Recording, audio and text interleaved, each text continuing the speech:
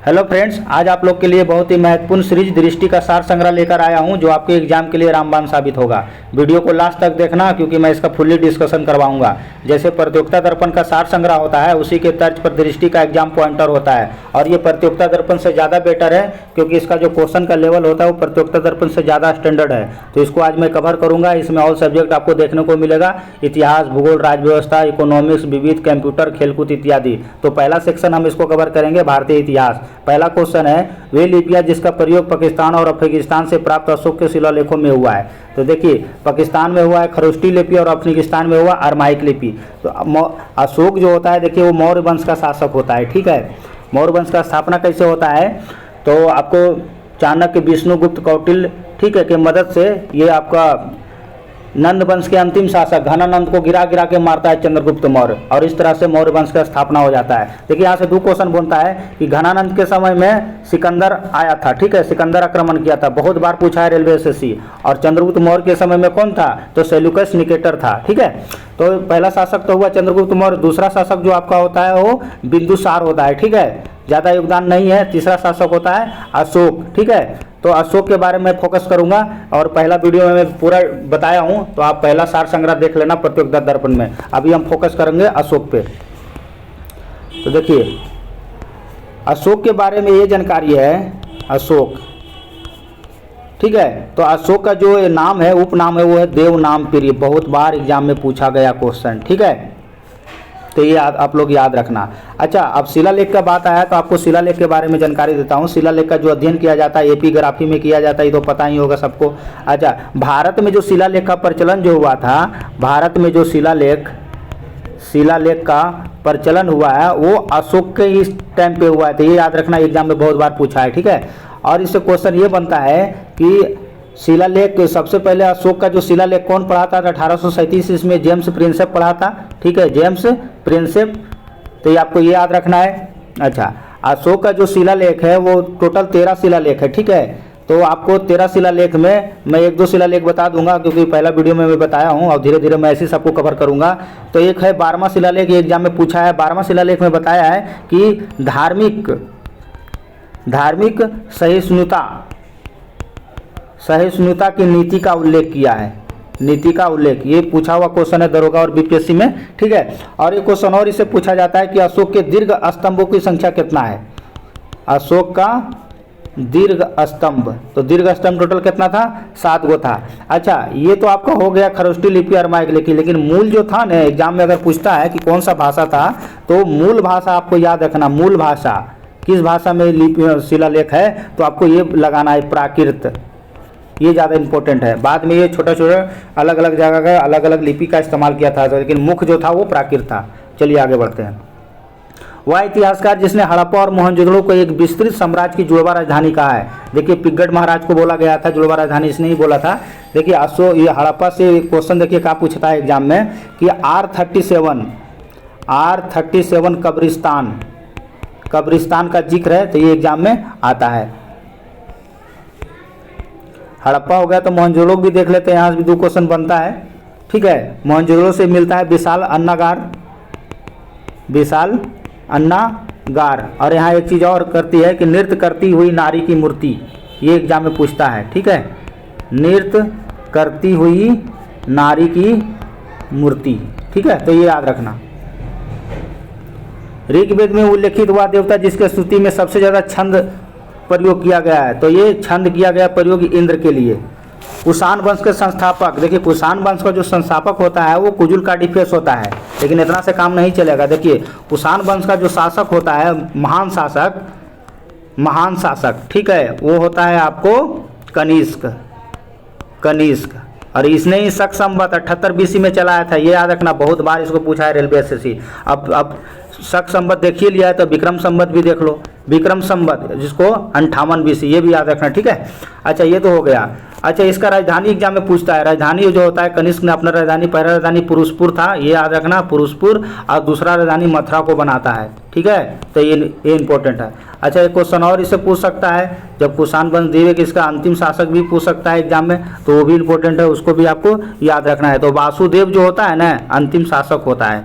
ठीक है, चलिए, वह विदेशी आक्रामकता जिसके साथ उत्बी, बहुत फेमस क्वेश्चन, उत्बी, फिरदौसी, अलबरूनी, बैहाकी और फारूकी जैसे विद्वान आया था। तो महमूद गजनवी के समय में ये सब आए थे, ठीक है। और यहाँ से क्वेश्चन क्या पूछेगा महमूद गजनवी के समय में, तो इसको मूर्ति भंजक कहा जाता है, ये इंपॉर्टेंट है, मूर्ति भंजक। और इसको बदसूकन भी कहा जाता है, याद रखना, ठीक है, बदसूकन।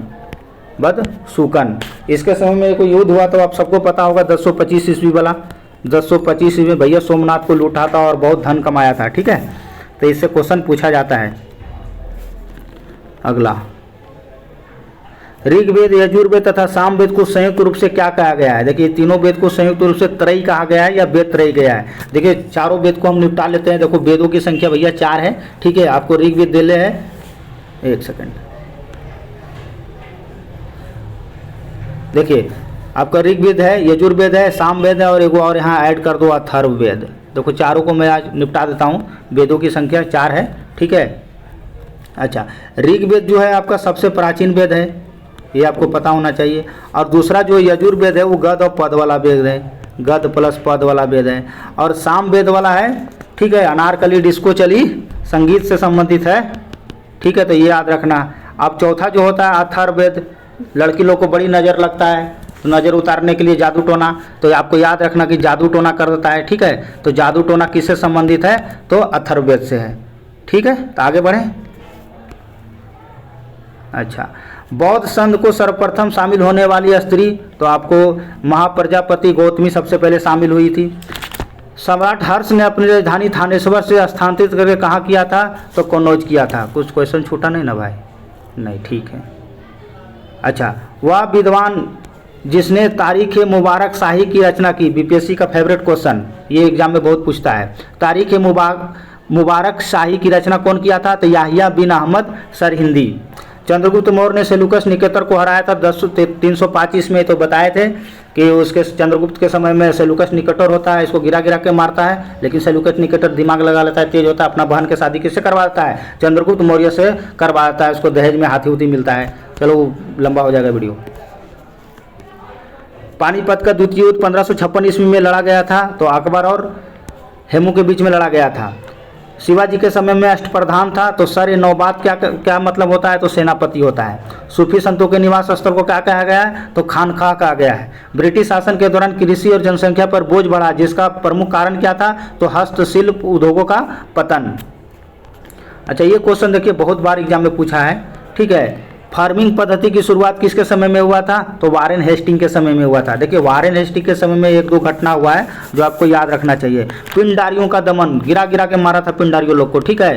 पिंडारियों का दमन इसी के समय में हुआ था, ठीक है, पिंडारियों का दमन, तो आपको ये याद रखना है, ठीक है। अब बंगाल में जो द्वैध शासन हुआ था, देखिए बंगाल में द्वैध शासन का अंत किसके समय में? तो वारेन हेस्टिंग के समय में। अच्छा, वारेन हेस्टिंग से बारे में 1-2 क्वेश्चन देखो और पूछ सकता है एग्जाम में कि बंगाल का अंतिम, देखो बंगाल का अंतिम, ठीक है, और भारत का प्रथम गवर्नर जनरल, ये दोनों पूछता है एग्जाम में। भारत का प्रथम, बंगाल का, भारत का नहीं, बंगाल का प्रथम गवर्नर जनरल तो कौन था? Warren Hasting. तो इसको याद रखना आप। अच्छा, ये हो गया। पांडिचेरी पर कब्जा करने वाली पहली यूरोपीय शक्ति कौन थी? तो पहला यूरोपीय शक्ति आपको पहले आया था तो पुर्तगाली होगा। All India trade union Congress की स्थापना लाला लाजपत राय ने किया था।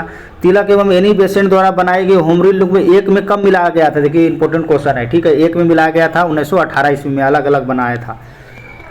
भारत में गांधी जी का वह प्रथम सत्याग्रह आंदोलन जिसमें सविनय अभिज्ञ आंदोलन प्रयोग किया गया था, तो पहला भैया चंपारण सत्याग्रह 1917, जिसमें रामचंद्र शुक्ल भी शामिल थे, ठीक है। अच्छा, कर्मयोगी, देखिए बहुत बड़ा पुस्तक है Karmayogi, Vande Mataram, the life divine, a new lamp for old नामक पत्रिका के संपादन कौन थे? तो अरविंद घोष।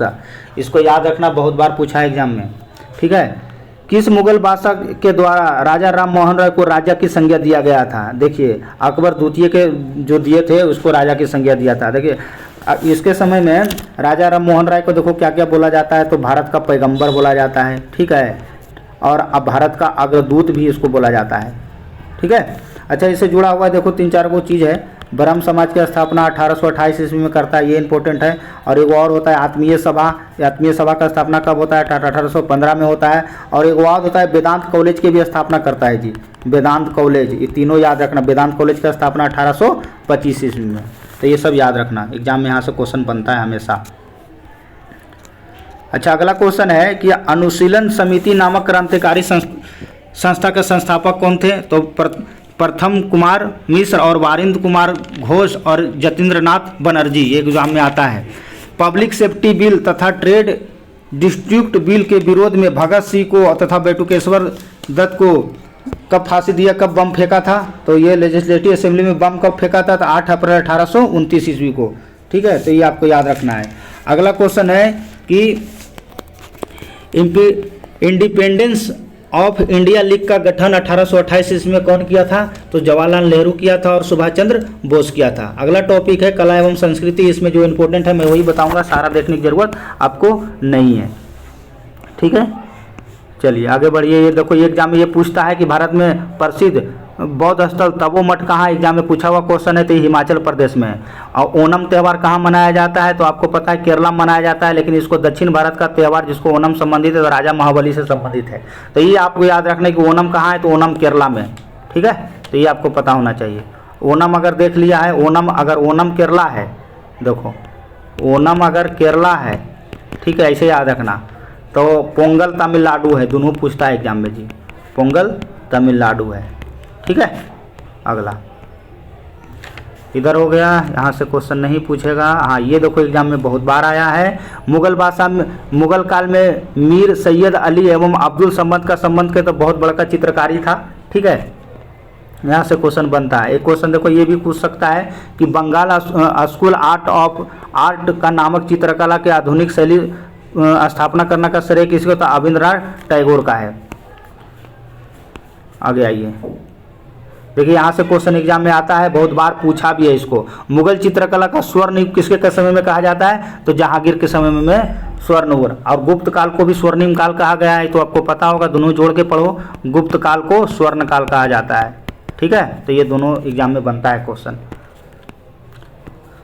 अच्छा, किशनगढ़ी शैली के अंतर्गत बनी ठानी का चित्र में है, तो भारतीय मोनालिसा के समय में। अब मधुबनी चित्र शैली को प्रकाश डालने का श्रेय किसे कहा जाता है? WG आर्चर को है। ये मधुबनी चित्र शैली बिहार से संबंधित है। और ये आपका भारतीय चित्रकला के प्राकृतिकवाद एवं पश्चिमी अकल्पना का प्रथम प्रतिपादक तो राजा रवि वर्मा, ये भी बहुत बड़ा चित्रकार था। इसको भी एग्जाम में क्वेश्चन बनता है। ठीक है, अच्छा अब हम देखेंगे भारतीय राज्य व्यवस्था को। चलिए, संविधान संशोधन विधेयक को राष्ट्रपति अपनी स्वीकृति देने के लिए बाध्यकारी बनाने का प्रावधान किया गया था। कौन सा संविधान संशोधन? तो 24वां संविधान संशोधन 1971। ठीक है, बहुत ही स्टैंडर्ड क्वेश्चन है। जब किसी संकल्प या विधेयक को किसी भाग पर चर्चा नहीं हो जाती है तो उस पर मतदान के पूर्व चर्चा करने के लिए रखा जाता है, तो बुलेटिन पर प्रस्ताव रखा जाता है। ये भी क्वेश्चन BPSC पूछा है। अच्छा, राज्य पुनर्गठन आयोग 1953, ठीक है, जिसको फजल अली थे इसका अध्यक्ष। राज्य पुनर्गठन अध्यक्ष 1953 में गठन फजल अली की अध्यक्षता में किया गया था। इसके अन्य सदस्य कौन थे? देखो बहुत ही इंपॉर्टेंट स्टैंडर्ड क्वेश्चन है। तो HL कुंजरू और MK पनिकर। ठीक है, ये फजल अली वाला याद रखना, ये भी पूछा है 1953 में जो किए थे। ठीक है, पुनर्गठन का। अच्छा, राज्य के नीति निर्देशक तत्व ऐसा चेक है जिसको बैंक के अनुसार सुविधा के आधार पर चुकाया जाएगा। ये भी 10 बार पूछा है इसको रेलवे SSC। ठीक है, तो KT शाह। अगला क्वेश्चन है कि मतदान की न्यूनतम आयु 21 वर्ष से घटाकर 18 वर्ष कब कर दिया गया था? देखिए यहाँ से क्वेश्चन बहुत पूछता है, इतना पूछता है कि मत पूछो। देखो सारा मैं इसका बीमारी दूर कर देता हूँ। देखो क्या क्या एग्जाम में क्वेश्चन पूछेगा। पहला तो क्वेश्चन यही है कि वोट देने का अधिकार कितना साल था? तो 18 साल। और ये पहले था 21 साल, लेकिन एगो बिल पास किया 61वां संविधान संशोधन, ठीक है, 1989 के तहत। अब बोला नहीं 18 साल नहीं, 21 साल नहीं, अब 18 साल में वोट देने का अधिकार होगा। तो आपको याद रखना ये VVI क्वेश्चन है, हमेशा एग्जाम में पूछता है। ठीक है, कि मतदान की न्यूनतम आयु 21 से घटाकर 18 वर्ष कब कर दिया गया था? तो 61वां संविधान संशोधन 1989। अब देखिए यहाँ से क्वेश्चन क्या क्या बनता है ना, उसको एक बार मैं बताता हूँ, वो ज़्यादा इंपॉर्टेंट है। देखिए आपको वोट देने का अधिकार तो आपको हो गया अभी वर्तमान में 18 साल। ठीक है, पहले कितना था? 21 साल। कौन सा बिल पास करके दिया था? तो 61वां संविधान संशोधन, ठीक है, 1989 के तहत हम 18 साल में अब वोट डालेंगे। अब देखो यहाँ से क्या क्या क्वेश्चन पूछा जाता है। देखिए पहला जो हम इसमें पढ़ेंगे वो पढ़ेंगे राष्ट्रीय लेवल पर राज्य विधानमंडल के बारे में। देखो आपको बताता हूँ मैं, राज्य विधानमंडल, ठीक है। तो राज्य विधानमंडल में देखो कुछ आएगा, तो राज्य विधानमंडल में आपको विधान परिषद आ जाएगा, ऐसे आप याद रख सकते हो, विधान परिषद, ठीक है। और एक आ जाएगा तो आपका आपका आ जाएगा ये विधानसभा। तो देखिए विधानसभा जो होता है आपको 25 साल होगा, विधानसभा में 25 साल, ठीक है। और आपका ये विधान परिषद जो होता है वो 30 साल, ठीक है। तो ये याद रखना है ऐसे करके, ठीक है। और उसके प्रकार जो संसद होता है, तो संसद आपको राज्यसभा और लोकसभा इसमें होता है, राज्यसभा और लोकसभा। तो राज्यसभा के लिए जो क्राइटेरिया है वो 30 साल होना चाहिए, ठीक है। और लोकसभा के लिए आपको 25 साल होना चाहिए। तो ये आप ऐसे याद रख सकते हैं। और 3 गो महामहिम को ले लो, एगो ले लो राष्ट्रपति के, और दूसरा का ले लो प्रधानमंत्री के, और तीसरा का ले लो आपको राज्यपाल को, ठीक है। ये तीनों महामहिम तो पता होगा 35 साल का एज में बनता है। और मैक्सिमम एज के लिए कोई क्राइटेरिया नहीं है, बीपीएससी एग्जाम में पूछा भी था, ठीक है, कि राष्ट्रपति भारत में कितने बार आप बन सकते हैं। बीपीएससी 67 में आया था, तो आप कोई कितने बार भी बन सकते हो, और इसमें आपको मैक्सिमम एज कोई लिमिटेशन नहीं होता है, ठीक है। और मुखिया ये सब आपको 21 साल में आपको बन सकते हो, ठीक है। तो यहाँ से क्वेश्चन पूछा जाता है, ये आप इस चार्ट को याद रखना, ठीक है, सिलसिलेवार से। मंत्री आपको बनना है तो मंत्री आपको 25 साल में आप मंत्री बन जाइएगा, ठीक है। और संसद सदस्य आपको बनना है तो आपको 25 साल में आप बनोगे संसद सदस्य। तो यहाँ से क्वेश्चन आता है, ठीक है। अच्छा, अगला है अपनी राष्ट्रवादी प्रतिक्रिया में भारतीय संविधान के निर्माताओं को अल्पसंख्यकों के हितों और भावनात्मकों को महत्व को कम करने का आका है। यह किसने कहा था? तो यह कहा था आइवर जोनिक्स ने कहे थे। अगला, भारतीय संविधान में समवर्ती सूची कहाँ से लिया गया है? तो समवर्ती सूची ऑस्ट्रेलिया से लिया गया है। ये एग्जाम में बहुत बार पूछा भी है। और राज्य के नीति निर्देशक तत्व, देखो राज्य के नीति निर्देशक तत्व ये आयरलैंड से लिया गया है। ये दोनों एग्जाम में खूब आता है। चलिए, भारतीय संविधान का वह भूभाग जहाँ पे अध्याय जिसमें से संघ और राज्यों के बीच में संबंधों का उपबंध किया गया है, तो भाग 11 और अध्याय 1 में किया गया है। भारतीय संविधान के अंतर्गत एक नए राज्य की सृजित करने के लिए विधेयक को पारित किया जाता है, तो इसको संसद में साधारण बहुमत से हम पारित कर सकते हैं। वर्तमान में कुल कितने राज्य केंद्र शासित प्रदेश? 28 गो राज्य है और 8 आपका केंद्र शासित प्रदेश है। अच्छा, अगला क्वेश्चन है कि वर्ष 1983 ईस्वी में गठित सरकारी आयोग का संबंध, तो सरकारी आयोग का संबंध केंद्र राज्य संबंधों से एग्जाम में ये भी बहुत बार पूछा है। भारत में 1980 में दशक में जनहित याचिका बिल किसके समय में लाया गया था? प्रारंभ किया गया था न्यायमूर्ति पीएन भगवती के समय में ये लाया गया था। अच्छा, सिविल सेवाओं की भर्ती एवं सेवा संबंधी विवादों को सुलझाने हेतु संविधान में कौन सा अनुच्छेद? तो अनुच्छेद 323 में प्रावधान किया गया है, तो प्रशासनिक अधिकरण का। अगला क्वेश्चन है कि 73वें संविधान संशोधन ने भारतीय संविधान के किस अनुच्छेद को व्यवहारिक रूप प्रदान किया है? तो आर्टिकल 40। अनुच्छेद 25 में धर्म की स्वतंत्रता सुनिश्चित करता है। इसमें अंतःकरण की स्वतंत्रता मानने का अधिकार, आचरण के अधिकार के साथ शामिल किया गया है। तो ये आपको धार्मिक आस्थाओं के प्रचार के अधिकार के लिए करता है। राज्यपाल को विधानसभा सत्र बुलाने एवं उसे स्थगित करने का संबंध में सलाह कौन देता है? तो आपको ये मुख्यमंत्री देता है। अगला क्वेश्चन है कि वह समिति जिसके द्वारा सर्वप्रथम पंचायती राज, देखो ये एग्जाम में बहुत बार पूछा है, पंचायती राज त्रिस्तरीय पूछेगा तो सीधा जाओगे बलवंत राय मेहता समिति। ये एग्जाम में कम से कम 10 बार पूछा होगा, ठीक है, कि भारत में सर्वप्रथम त्रिस्तरीय पंचायती राज, तो बलवंत राय मेहता समिति। ये क्वेश्चन रिपीट हो रहा है, ये तो पढ़ाई दिए हैं कि संविधान का वह संशोधन जिसके द्वारा मतदान के 21 वर्ष से घटाकर 18 साल कर दिया गया, तो 61वां संविधान संशोधन 1989। अच्छा, भारत के उच्चतम न्यायालय के संविधान के आधारभूत ढांचे को सिद्धांत का प्रतिपादन किसने किया था? तो केशवानंद भारती बाद में। अगला, राज्य के मुख्यमंत्री सहित मंत्री परिषद के मंत्रियों की न्यूनतम संख्या हो सकती है, तो 12 हो सकता है। भारतीय संविधान में उद्देशिका में संविधान सभा को कब स्वीकार किया गया था? तो 22 जनवरी 1947 ईस्वी को। अपना तिरंगा कब अपनाया गया था राष्ट्रीय ध्वज को? 22 जुलाई 1947 को। दोनों इंपॉर्टेंट है, दोनों खूब आता है। 24 तिल्ली होता है, ठीक है, ये याद रखना। और उसका डिजाइन जो पिंगवैया तैयार किया था। चलो आगे देखेंगे क्योंकि लॉन्ग हो जाएगा वीडियो। भारतीय डॉक्टर भीमराव अंबेडकर के अध्यक्षता में प्रारूप समिति, देखो एग्जाम में तो कम से कम तो 30 बार आया होगा एग्जाम में अब तक। प्रारूप समिति के अध्यक्ष कौन था? तो डॉक्टर भीमराव अंबेडकर। कब प्रारूप समिति का गठन कब किया गया था? तो 29 अगस्त 1947 ईस्वी को। नागरिकों के लिए समान नागरिक संहिता लागू किया गया था, ठीक है, और ये कौन सा आर्टिकल में? 44 में। और लागू सबसे पहले कहाँ हुआ था? तो गोवा में हुआ था। ये भी याद रखना, ये भी पूछता है एग्जाम में, पूछा हुआ है सब। उच्चतम न्यायालय की स्थापना और गठन का प्रावधान तो कौन सा आर्टिकल में है? तो उच्चतम न्यायालय से संबंधित स्थापना कौन बताया? तो 124 में, याद रखना। अब हम भूगोल को कवर करते हैं। पृथ्वी की आकाशगंगा के सबसे शीतल और चमकीला तारा किसे माना जाता है? तो आर्यन नेबुला को कहा जाता है। विश्व के अधिकांश झीलों का निर्माण हिमनीकरण के द्वारा होता है। और झीलों के अध्ययन को क्या कहा जाता है? देखो इंपॉर्टेंट ये है, तो लिम्नोलॉजी कहा जाता है। बहुत बार एग्जाम में आया है ये। इंसेलबर्ग या जूजेन या लोयस या बरखान या यारगंडा, ठीक है, या छत्रक शिला, ये सब कैसे निर्माण होता है? तो वायु द्वारा उत्पन्न स्थलाकृतियों के द्वारा निर्माण होता है। ये भी एग्जाम में आता है। वह भूगोल वेता जिसके द्वारा जलवायु का वर्गीकरण तापमान, वर्षा एवं वनस्पति के घटनों के आधार पर किया गया है, तो ये व्लादिमीर कोपेन के द्वारा किया गया है। यूरोप का वह गणराज्य जो विश्व का सबसे अधिक गेहूं उत्पादन क्षेत्र है तथा इसे विश्व का अन्ना भंडार, देखो एग्जाम में आता है, और रोटी का डलिया कहा गया है, तो ये किसको कहा गया है? यूक्रेन को कहा गया है। ये एकदम VVI है जी। एक सेकंड, हाँ, वह राज्य जहाँ जूकू घाटी अवस्थित है, तो देखिए नागालैंड में जूकू घाटी अवस्थित है, ठीक है, और यहाँ के ऑफिशियल भाषा है क्या है? इंग्लिश है, याद रखना। और यहाँ एक है, ग्रुप डी में पूछा था, आओ।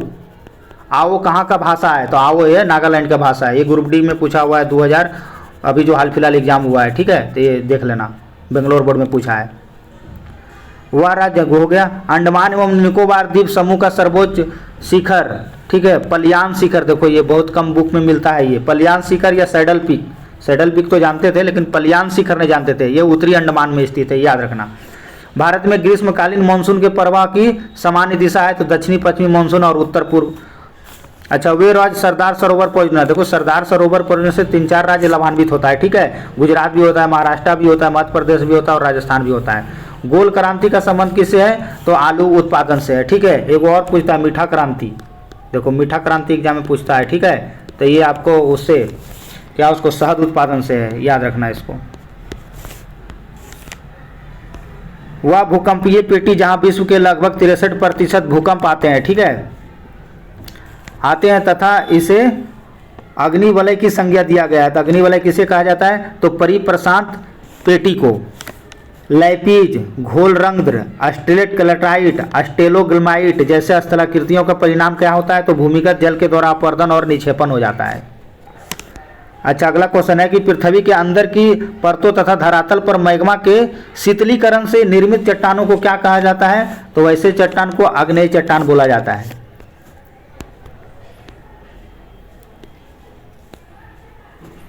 अगला क्वेश्चन है कि कृषि की वह पद्धति जिसे ब्राजील में रोका, देखो ब्राजील में रोका और इंडोनेशिया एवं मलेशिया में लदांग कहा जाता है। क्वेश्चन एकदम नया नया है, आपको ऐसा नहीं मिलेगा। तो स्थानांतरणशील कृषि। भारत की वह नदी जो कर्क रेखा को 2 बार काटती है, देखो माही नदी को 2 बार काटती है, एग्जाम में 10 बार आया है। अब भारत में कर्क रेखा कितने राज्यों से होकर गुजरती है? तो 8 राज्यों से होती है। याद रखना ट्रिक, मित्र पर गमछा झार, ठीक है, गमछा झार, ठीक है। बंगाल की खाड़ी कहाँ गया भाई, एक सेकंड। बंगाल की खाड़ी में गिरने से पूर्व एक विस्तृत डेल्टा का निर्माण करती है। कौन सी नदी? तो कृष्णा नदी। चाय, काजू, इलायची खेत के लिए सर्वाधिक मिट्टी है, देखो बहुत ही बार एग्जाम में पूछा है। चाय, काजू, इलायची खेती के लिए उपयुक्त मिट्टी कौन सा है? तो लेटेराइट मिट्टी। अच्छा, कोलकाता मेट्रो को शामिल करते हुए भारत के रेल को कितने जोन में बांटी? देखो कोलकाता जोन को जब शामिल हुआ था तो ये जोन टोटल हो गया था RRC, रेलवे रिक्रूटमेंट सेल। तो अभी टोटल कितने? 18 है, पहले 17 था, लेकिन कोलकाता मेट्रो को शामिल किया गया था। इंडिया में सबसे पहले कोलकाता मेट्रो कहाँ चला था? तो आपको कोलकाता में सबसे पहले मेट्रो चला था। दिल्ली मत मार देना, नहीं तो जाओगे बोरा में। दिल्ली से क्वेश्चन पूछेगा कि ड्राइवरलेस मेट्रो सबसे पहले कहाँ शुरू हुआ था? तो आपको दिल्ली में हुआ, तो कन्फ्यूजन मत होना। भारत एवं चाइना के बीच अंतर्राष्ट्रीय सीमा रेखा तो मैकमोहन रेखा के नाम से जाना जाता है। भारत के सूती वस्त्रों की राजधानी, देखो बहुत बार पूछा एग्जाम में, मुंबई को कहा जाता है सूती वस्त्रों की राजधानी। और पृथ्वी तथा सूर्य का प्रकाश पहुंचने में कितना समय लगता है, तो 8 मिनट 18 सेकेंड लगता है, और टोटल करोगे तो 498 सेकेंड। अच्छा, ग्रह जो अन्य ग्रहों की अपेक्षा विपरीत दिशा में, तो कोई भी क्वेश्चन पूछता है विपरीत दिशा में यानी पूर्व से पश्चिम की परिक्रमा करता है, तो शुक्र और अरुण। पृथ्वी का वाहन और भोर का तारा दोनों खूब आता है एग्जाम में, शुक्र ग्रह को कहा जाता है। जब दो भ्रंशों को किनारे के भाग यथावत रहे अथवा बीच का भाग ऊपर उड़ जाए तो उसको निर्माण को कहा था हॉस्ट पर्वत कहा जाता है, हॉस्ट पर्वत। इटली के सिसिली द्वीप के ऊपर स्थित सक्रिय ज्वालामुखी जिसे भूमध्य सागर का प्रकाश स्तंभ कहा जाता है, ये भी बहुत बार पूछा है एसएससी। स्ट्रोम्बोली ज्वालामुखी को भूमध्य सागर का प्रकाश स्तंभ कहा जाता है। अगला सेक्शन हम कवर करेंगे आपको पर्यावरण सेक्शन से, ठीक है। इतिहास भी क्वेश्चन खूब पूछा जाता है। मरुस्थलीय प्रदेश का ऐसा जीव जो ठोस मूत्र उत्सर्जित कर लेते हैं, जल को संरक्षित करता है तथा जन्म एवं मृत्यु के बिना पानी पिए भी जीव। सीधा सीधा ये क्वेश्चन है कि कौन ऐसा जंतु है जो बिना पानी के भी रह सकता है, तो सीधा याद रखना कंगारू चूहा, ठीक है। अपर्दन खाद्य श्रृंखला के आधार पर जीवित होते हैं, तो अपघटक। प्रोबायोटिक पद ये सूक्ष्मदर्शी से रिलेटेड है। अच्छा, आपको ये याद रखना कि वह एकमात्र गिब्बन, देखो एसएससी पूछा है, जो भारत में पाया जाता है, तो हुलॉक गिब्बन। भारतीय अक्षय ऊर्जा एजेंसी इरेडा का स्थापना 1987 में हुआ था, और जो जल मिट्टी के कणों के बीच में रिक्त स्थानों में पाया जाता है उसे कोशिका जल कहा जाता है। अच्छा, लाइकेन के शरीर का निर्माण होता है तो शैवाल एवं कवक के द्वारा। कीटभक्षी पौधे उन स्थानों पर पाए जाते हैं जहां भूमि में होती है, नाइट्रोजन जहां रहेगा वहां पाएगा। प्रकाश संश्लेषण क्रिया में ऊर्जा का रूपांतरण किस में होता है, तो रासायनिक ऊर्जा के रूप में होता है। अच्छा, ये रामसर साइबर में पूछता था एग्जाम में, वर्ष 2020 में रामसर अभिसमय के अंतर्गत शामिल किया गया आसन कंजर्वेशन रिजर्व कहाँ स्थित है, याद रखना ये उत्तराखंड में स्थित है। One sun one world one grid परियोजना किससे संबंधित है, तो नवीकरणीय ऊर्जा संबंधित है, ये इंपॉर्टेंट है। One sun one world one grid परियोजना किससे संबंधित है, तो नवीकरणीय से संबंधित है।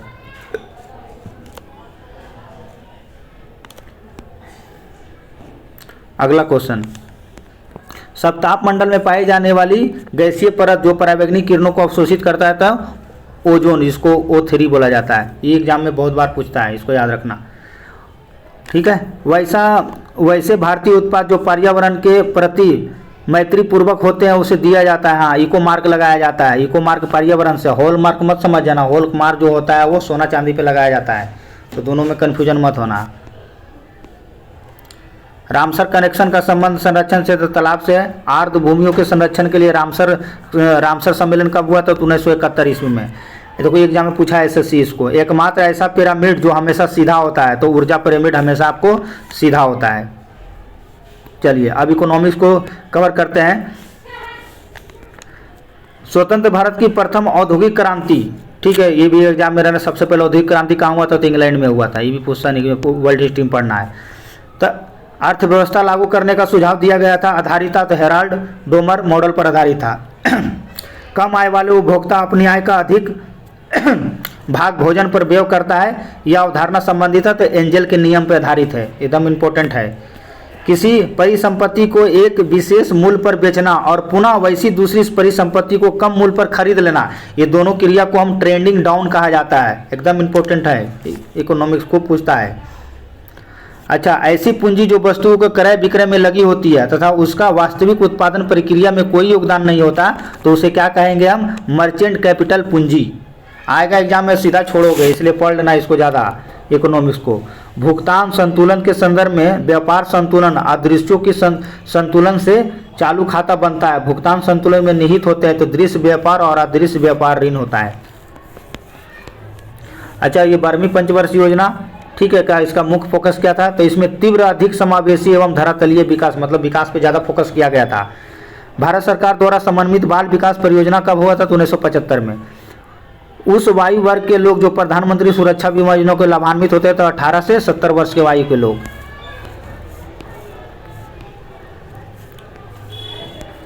वह पंचवर्षीय योजना जिसके दौरान देखिए ये पूछता है, भिलाई, रावल किला और दुर्गापुर का स्थापना किया गया था द्वितीय पंचवर्षीय योजना में, ठीक है। एडम स्मिथ, ठीक है, इसको इकोनॉमिक्स का फादर कहा जाता है। NXV into the nature and college of the wealth of nation. अरे सीधा सीधा बोलो ना कि वेल्थ ऑफ नेशन पुस्तक कौन लिखा, तो सीधा याद रखना एडम स्मिथ, उतना मत पढ़ो, सीधा याद रखना वेल्थ ऑफ नेशन। ये एग्जाम में पूछा भी है और आता भी है। संयुक्त राष्ट्र विकास कार्यक्रम द्वारा जारी मानव विकास सूचकांक, देखो ये एग्जाम में पूछता है, ठीक है। मानव विकास सूचकांक का प्रमुख आयाम क्या है, तो लंबा एवं स्तंभ जीवन, शिक्षा एवं प्रति व्यक्ति का, इसको महबूल हक इसको पहला शुरू जारी किया था, ये भी याद रखना, महबूल हक। अच्छा, भारत में 8 प्रमुख उद्योगों को कोर सेक्टर, देखो कोर उद्योग का दर्जा दिया गया। उसमें से सबसे भारी भरांश क्या है, तो रिफाइनरी उत्पादन। वह प्रक्रिया जिसके द्वारा सरकार सार्वजनिक क्षेत्र में उद्योगों को अपनी हिस्सेदारी निजी क्षेत्र में बेचती है, क्या कहलाती है, तो विनिवेश कहलाती है। अगला, कच्छ की खाड़ी में कांडला प्रसिद्ध है, तो कांडला तो आपको पता है, ठीक है, निर्यात प्रसंस्करण के लिए, वैसे तेल शोधक के लिए भी प्रसिद्ध है वो। भारत में औद्योगिक विकास हेतु संयुक्त क्षेत्र का विचार किस औद्योगिक नीति पर रखा गया है, तो 1956 की नीति पर रखा गया है। नियोजित विकास मॉडल भारत में लागू किया गया था, इंपॉर्टेंट क्वेश्चन है ये, तो ये 1 अप्रैल 1951 ईस्वी को लागू किया गया था। प्रथम पंचवर्षीय योजना प्राथमिकता दिया गया था, तो कृषि पर जोर कर दिया गया, लेकिन नहीं, वो सक्सेस नहीं हुआ था। अच्छा हाँ, ये तो ठीक था, गरीबी हटाओ एग्जाम में पूछता है, ठीक है, तो याद रखना गरीबी हटाओ, ये 5वीं पंचवर्षीय है, ये इसको याद रखना। अच्छा, 20 सूत्रीय कार्यक्रम सर्वप्रथम कब प्रारंभ हुआ था, तो 1975 ईस्वी में। भारत में बेरोजगारी के आंकड़े कौन करता है, तो NSO, राष्ट्रीय सांख्यिकी संस्थान। अच्छा, किसान क्रेडिट कार्ड कब बना था, तो 1998 में। छोटे और सूक्ष्म व्यापारों को कम लागत पर वित्तीय सहायता ऋण उपलब्ध कराने हेतु प्रारंभ किया गया था, तो मुद्रा योजना। RBI द्वारा जारी किया, देखो राजकोषीय घाटे का वह भाग जिसकी वित्तीय व्यवस्था RBI के द्वारा जारी किया जाता है, उसको मौद्रिक घाटा बोला जाता है। बेरोजगारी और मुद्रास्फीति के बीच संबंध दर्शाने वाले वक्र को क्या कहा जाता है, तो फिलिप्स वक्र कहा जाता है। इसको SSC 3 बार पूछा है। अगला सेक्शन साइंस को कवर करेंगे, ये बहुत ज़्यादा इंपॉर्टेंट होने वाला है, तो आइए इसको हम कवर करते हैं, साइंस सेक्शन को। देखिए साइंस सेक्शन भी बहुत अच्छा है दृष्टि का, उसको भी हम देखते हैं। पहला जो क्वेश्चन है आपको कि मोटर कारों में हाइड्रोलिक ब्रेक, देखिए हाइड्रोलिक ब्रेक कार्यकरण पर लागू होता है। देखिए ये पास्कल के प्रिंसिपल पे लागू होता है। पास्कल का जो नियम होता है ना, मान लीजिए एक प्लास्टिक है, ठीक है, और उसमें पानी भर दीजिए, आप उसको छेद कीजिएगा यहाँ से चाहे यहाँ से, सब में बराबर मात्रा में आपको वो निकलेगा, ठीक है। तो पास्कल का जो प्रिंसिपल था वो हाइड्रोक्लोरिक ब्रेक पर आधारित है। देखिए हाइड्रोक्लोरिक ने इसमें 3-4 को पूछता, वो भी याद रखना। एगो लिफ्ट, देखो हाइड्रोक्लोरिक लिफ्ट, हाइड्रोलिक लिफ्ट भी एग्जाम में पूछता है, इसको याद रखना। हाइड्रोक्लोरिक लिफ्ट हो गया और हाइड्रोक्लोरिक प्रेस हो गया, और एगो दिले है ये हाइड्रोक्लोरिक ब्रेक, ये तीनों एग्जाम में बहुत बार पूछा है, ठीक है। अच्छा, एक बैरल में कितना लीटर तो होता है, तो 159 लीटर होता है, ये याद रखना। वे तरंग जो ठोस माध्यम से ही उत्पन्न होता है, किंतु संचरण शीर्ष और गर्त, देखो एगो शीर्ष बनाएगा एगो गर्त बनाएगा, ठीक है, तो ऐसा जब बनेगा तो इसको अनुप्रस्थ तरंगे बोलेगा, ठीक है, तो इसको याद रखना। अगला क्वेश्चन है कि वायु में गति करने वाली वस्तुएं तथा वायुयान तथा प्रेक्षापथ तथा मौसम संबंधी सूचनाओं का पता कौन लगाता है, तो रडार लगाता है। गैसोहल मिश्रण है, देखो एग्जाम में बहुत पूछता है, ये पेट्रोल और अल्कोहल का है। यांत्रिक तरंगे वह आवृत्ति जिसकी अनुभूति मनुष्य अपने कानों से कर सकता है, तो 20 हर्ट्ज से 20,000 हर्ट्ज के बीच में। अच्छा, प्रतिध्वनि, तो ध्वनि के प्रवर्तन के कारण सुनाई पड़ता है हमको, जिसको गूंज कहते हैं। प्रतिध्वनि सुनने के लिए श्रोता और परावर्तक सतह के बीच में न्यूनतम दूरी कितना होना चाहिए, यानी इधर से आवाज़ आए उधर से आवाज़, दोनों के बीच को जो अगर सुनना है तो ऐसे तो एग्जाम में 17 मारना, 17 मीटर, लेकिन ऑप्शन नहीं रहे तो 16.6 मीटर पे भी तुम जा सकते हो। तो एग्जाम में ये पूछा है और पूछा भी है, बहुत बार पूछेगा भी इसको। उबलते जल के अपेक्षा भाप, ये तो सबको पता है कि देखो चलो आगे बताते हैं। उबलते जल के अपेक्षा भाप से जलने पर अधिक कष्ट होता है। अब सही बात है, आप देखते हो जब चावल बनाते हो तो उसका भाप कैसे छूते तो करंट मारता है, क्योंकि उसमें जल के अपेक्षा भाप की ऊर्जा अधिक होती है, तो उष्मा, गुप्त उष्मा के कारण ऐसा होता है, ये याद रखना, ठीक है, कि गुप्त उष्मा के कारण हमको उसका उबलता जल नहीं, भाप ज़्यादा हमको कष्टदायक देता है। अच्छा, ये देखिए समतल दर्पण से क्वेश्चन बहुत आता है एग्जाम में। समतल दर्पण में वस्तु का पूर्त प्रतिबिंब देखने के लिए दर्पण की लंबाई होनी चाहिए, तो उसका कम से कम आधा होना चाहिए, ठीक है। आपको हमको अगर पूरा चेहरा आप आईना के सामने जाते हैं तो पूरा चेहरा नहीं लेके जाते देखने के लिए, आपको आधा होना चाहिए, ठीक है। तो ये याद रखना मैं, तो इसका फॉर्मूला ये बराबर फोकस दूरी होता है वक्र त्रिज्या की आधी होता है, इसको याद रखना, ठीक है। आगे और एक क्वेश्चन और इससे पूछता है जी रेलवे एसएससी, देखो जब दूधू को दर्पण लगा देता है, कहता है समांतर दर्पण में कितना प्रतिबिंब बनेगा, तो नाई के पास जाता होगा बाल कटाने के लिए, देखता है वहाँ समांतर लगल रहता है, तो कितना प्रतिबिंब बनता है, देखता नहीं पीछे एकदम बहुत सारा बनता है। तो एग्जाम में ये अनंत मार के आना, बहुत पूछता है एग्जाम में कि समांतर दर्पण लगने पर हम क्या मारेंगे, तो अनंत मारेंगे एग्जाम में, ठीक है।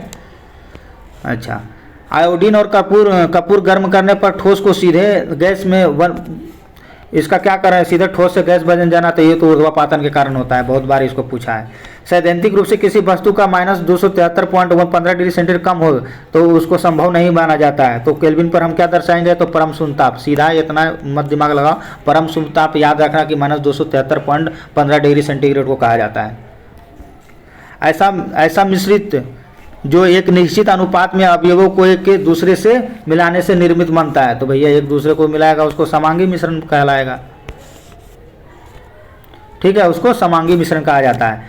सांद्र हाइड्रोक्लोरिक अम्ल, ठीक है, और सांद्र नाइट्रिक अम्ल, देखो एग्जाम में बहुत बार पूछता है, ठीक है, एगो HCl, ठीक है, और एगो HNO3, तो दोनों के कितना अनुपात, 3:1 में मिलाने पर क्या बनेगा, वो एक बार एजिया बनता है, ठीक है। पेट में भी हाइड्रोक्लोरिक एसिड पाया जाता है, अब बैटरी में सल्फ्यूरिक एसिड H2SO4, कन्फ्यूज मत हो जाना, कहीं पेट वाला इसमें और इसका वाला उसमें मत बोल देना, ठीक है। हाइड्रोक्लोरिक ये H2SO4 और इसको राजा बोला जाता है केमिस्ट्री का, ये भी याद रखना, ठीक है। H2SO4 को किंग ऑफ केमिस्ट्री या किंग ऑफ रसायन जो भी बोलो, इसको राजा बोला जाता है, याद रखना। असंतृप्त हाइड्रोकार्बन जैसे एथिलीन, प्रोपिलीन आदि के बहुलीकरण से प्राप्त होता है, तो पढ़े भी होंगे, इसको प्लास्टिक बनता है। जल में घुलनशील लंबी श्रृंखला को उच्च स्तरीय वसा अम्लों को सोडियम जो हार्ड से बनता है उसको साबुन कहा जाता है, उच्च लवक से जो बनता है, ठीक है, तो इसको याद रखना। जल में घुलनशील लंबी श्रृंखला वाले उच्च स्तरीय अम्लों को सोडियम तथा पोटेशियम लवक होता है, तो ये साबुन बनता है।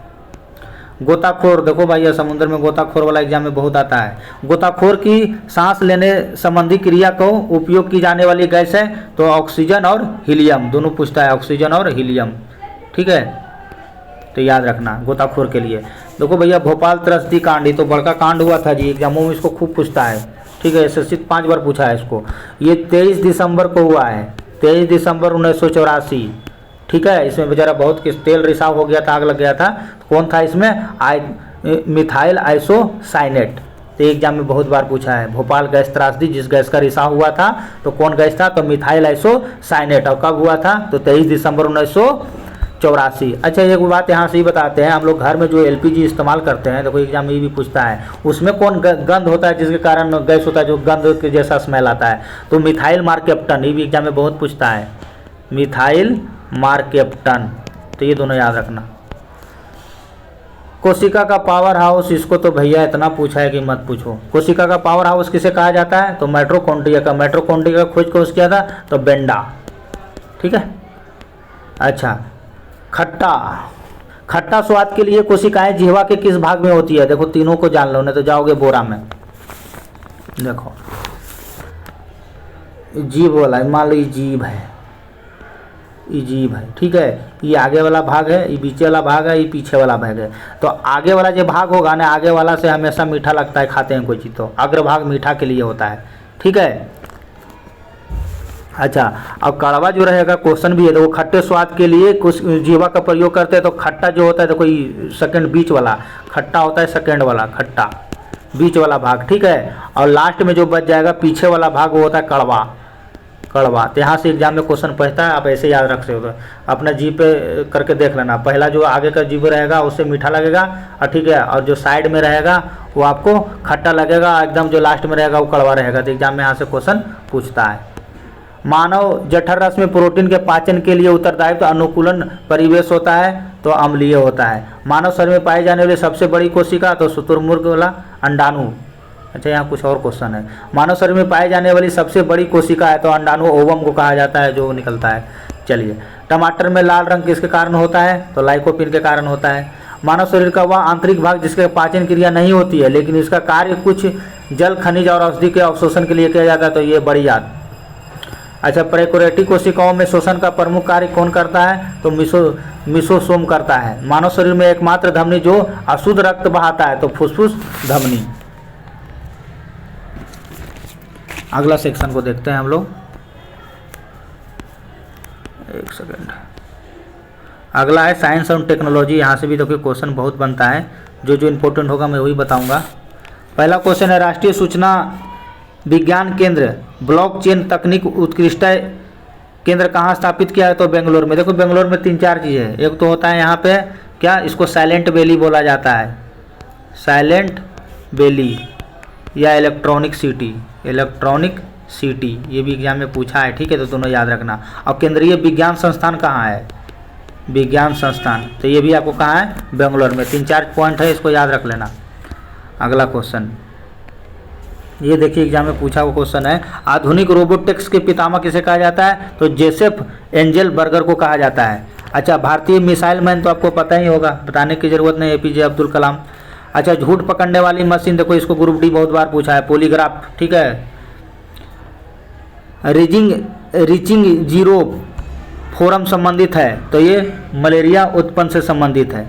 आइंस्टीन, देखो आइंस्टीन वाला एग्जाम में बहुत बार पूछा है। देखो आइंस्टीन को, जो कहाँ गया भाई, आइंस्टीन को नोबेल पुरस्कार कब दिया गया था, तो सबसे पहले ये जानो 1921 ईस्वी में दिया था। क्यों दिया गया था, तो प्रकाश विद्युत प्रभाव के लिए, E = mc², ठीक है। E से एनर्जी, M से मास, C मतलब प्रकाश की चाल, ये भी एग्जाम में पूछा हुआ क्वेश्चन है। चलिए, जेनेटिक इंजीनियरिंग में प्रयोग किया जाता है, तो प्लाज्म को प्रयोग किया जाता है। अच्छा, आगे बढ़िए। भारत में स्वदेशी क्षेत्रीय नौवहन उपग्रह प्रणाली को सामान्यतः कहा जाता है, तो नाविक। इदागो और भूल जाओ, देखो ये DRDO का स्थापना 1958 में, मुख्यालय कहाँ, तो दिल्ली, ठीक है। ये एग्जाम में पूछता है, DRDO द्वारा दागो और भूल जाओ के सिद्धांत पर किसकी तीसरी पीढ़ी टैंक रोधी मिसाइल है, तो नाग, ये पूछता है। भारत में रूस द्वारा विकसित सुपरसोनिक क्रूज मिसाइल का क्या नाम है, तो ब्रह्मोस। एनिमियोसेंटेसिस एक तकनीक है जो भ्रूण में लिंग को बताता है, तो इसको याद रखना, ये पूछता है एग्जाम में, एमनियोसेंटेसिस, ठीक है। अच्छा, जिनके भीतर अनुकर्म आधार परिवर्तन कहलाता है, तो उत्परिवर्तन। हुड्रो द ब्रिज दिया था ये प्रिंसिपल, हुड्रो द ब्रिज, याद रखना। अच्छा, ये भी इंपॉर्टेंट है, मानव की पहचान को सुनिश्चित करने के लिए जैव प्रौद्योगिकी आधारित आधुनिकीकरण तकनीक को क्या कहा जाता है, तो DNA फिंगरप्रिंट से हम सहायता से पता कर लेते हैं।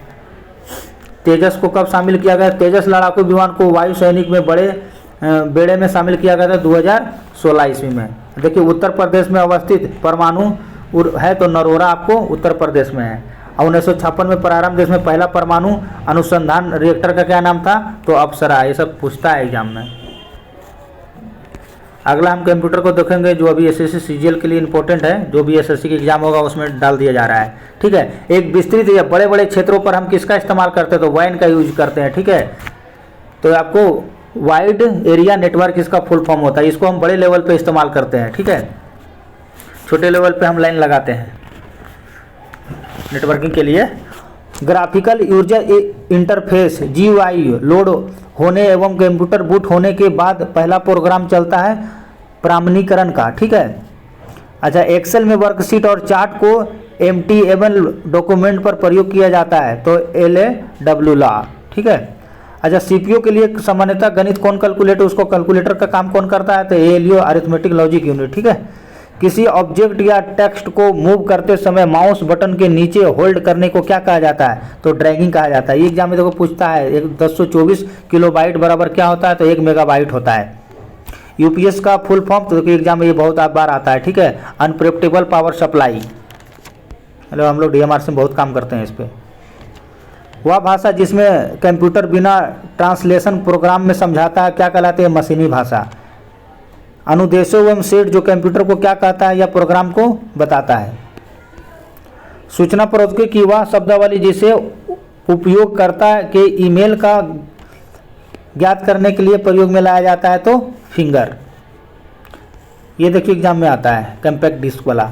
वह डिस्क जो बड़ी बड़ी मात्रा में आंकड़ों एवं चित्रों को ध्वनियों के साथ संग्रहित करने एवं सक्षम होती है, क्या कहलाती है? कॉम्पैक्ट डिस्क कहलाता है। कंप्यूटर में डाटा स्टोर करने वाला गणना करने में किस नंबर पे इसमें तो हम लोग बाइनरी सिस्टम का यूज करते हैं।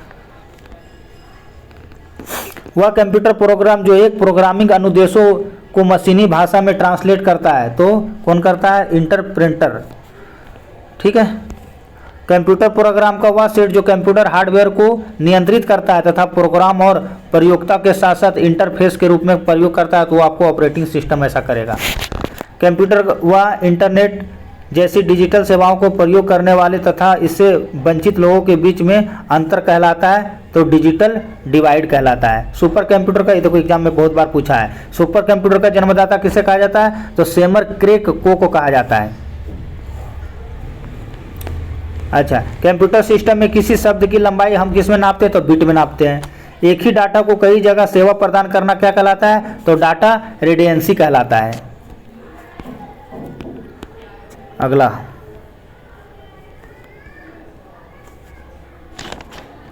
अगला है कि समान प्रोटोकॉल वाले नेटवर्क को जोड़ने के लिए प्रयोग किया जाता है तो ब्रिज हम लगा देते हैं। ठीक है। डाटा ट्रांसमिशन को मापने के लिए प्रयुक्त की जाती है तो बिट प्रति सेकेंड। अब फोन लाइन को कंप्यूटर से जोड़ना तो मॉडेम के सहायता से हम जोड़ते हैं। और www वर्ल्ड वाइड वेब का जनक तो टी बर्नर ली को कहा जाता है। अगला अब खेल कूद देखेंगे, ये भी इंपॉर्टेंट है कि कॉमनवेल्थ गेम्स 2022 का आयोजन कहाँ किया था? तो बर्मिंघम में किया गया था। भारतीय ओलंपिक खेल सन 1927 में किया गया था। ठीक है। इसके प्रथम अध्यक्ष कौन थे? सर दोरबाजी टाटा थे। अच्छा, अमित पंघाल जिन्हें राष्ट्रमंडल खेल 2022 में स्वर्ण पदक मिला था तो सीधा याद रखो आप कि अमित पंघाल का संबंध किस खेल से है? तो बॉक्सिंग से है। स्टार टेनिस स्टार जो नोवाक जोकोविच का संबंध किससे है? तो ये सर्बिया से, ये भी टेनिस स्टार है। ठीक है।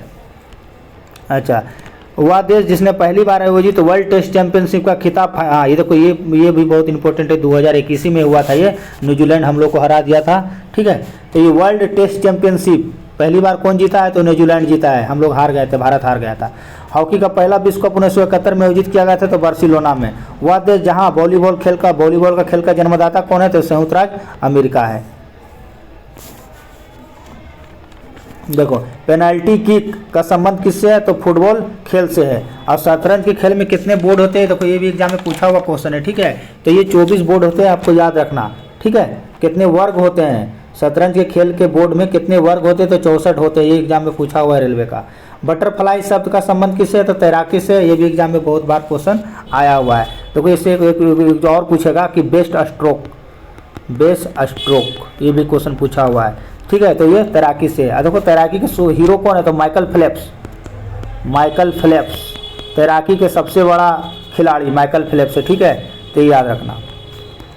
अच्छा, राजीव गांधी खेल रत्न का नाम अब बदलकर क्या कर दिया गया है? तो देखो राजीव गांधी खेल रत्न तो आपको पता है पहले राजीव गांधी होता था, लेकिन अब हो गया इसका मेजर ध्यानचंद खेल रत्न। सबसे पहले राजीव गांधी किसको मिला था? तो 1991 ईस्वी में इसको मिला था। शतरंज जो खेलता है यार, विश्वनाथ आनंद को मिला था। ठीक है। खिलाड़ियों या टीमों को सफलतापूर्वक प्रशिक्षण करने के लिए कोचों को सम्मानित के लिए 1985 में देखो ये खिलाड़ियों को सम्मानित करने के लिए कोचों को सम्मानित किया जाता था। खिलाड़ियों और अरे सीधे याद रखो ना आपको कि कोच लोग को मतलब कौन सा अवार्ड दिया जाता था? द्रोणाचार्य पुरस्कार दिया जाता था और ये 1985 में हुआ था। ठीक है। तो आपको ये याद रखना है कि खिलाड़ियों तथा टीमों को सफलतापूर्वक प्रशिक्षण करने वाले कोचों को सम्मानित करने के लिए 1985 में शुरू किया गया था। तो ये द्रोणाचार्य अवार्ड। तेंजिंग नॉर्गे, देखिए तेंजिंग नॉर्गे नेशनल एडवेंचर, ये एग्जाम में आएगा। तीरंदाजी विश्व कप, ये भी चलो इसको देख लो। खाली ये याद रखना कि दीपिका कुमारी का संबंध किससे है? तो तीरंदाजी से। इतना याद रखो, 21 वाला आपने पूछेगा। तीरंदाजी किससे संबंध किससे है? तो दीपिका कुमारी से। ऑस्ट्रेलियन ओपन, देखो ये पूछता है ऑस्ट्रेलियन ओपन, विंबलडन, फ्रेंच और यूएसए ओल्डमैन का संबंध किससे है? तो ये लॉन टेनिस से है। ये हर साल आपको आयोजित किया जाता है। ओलंपिक में शुभंकर कब प्रारंभ हुआ था? तो 1968 ईस्वी में। ओलंपिक खेलों में जिम्नास्ट में भाग लेने वाली, फाइनल में पहुंचने वाली पहली महिला खिलाड़ी तो दीपा कर्माकर है। और ओलंपिक संघ की स्थापना कब हुआ? तो 1927 में। देखो माइकल फेल्प्स आइए गया। फ्लाइंग फिश के नाम से किसे जाना जाता है? तो माइकल फेल्प्स, और कोची खेलता है, तैराकी से बड़का खिलाड़ी है फ्लाइंग फिश, याद रखना। अच्छा, पहला एक दिवसीय अंतर्राष्ट्रीय मैच क्रिकेट मैच 1971 में मेलबर्न में आयोजित किया गया था तो इंग्लैंड और ऑस्ट्रेलिया के बीच में हुआ था। अच्छा, भारतीय महिला धावक हिमा दास, जिसको ढींग एक्सप्रेस कहा जाता है, दिल्ली है ये है, ठीक है, इसको ढींग एक्सप्रेस कहा जाता है, यह असम की ब्रांड एम्बेसडर है।